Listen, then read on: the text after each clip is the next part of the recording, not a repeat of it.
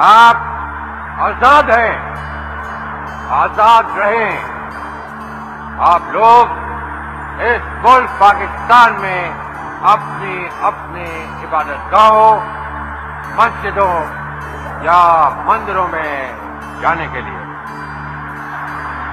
आपका मजहब क्या है, जात क्या है, कौम क्या है, इसका हुकूमत के मामलात से कोई ताल्लुक नहीं।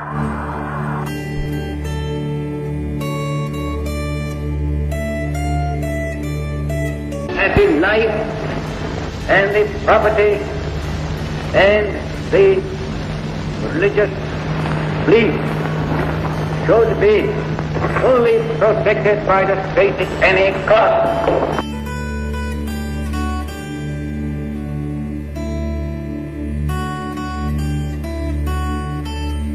I pray to God that this critical moment He may guide us and enable us to discharge our responsibility in a wise and statesmanlike manner.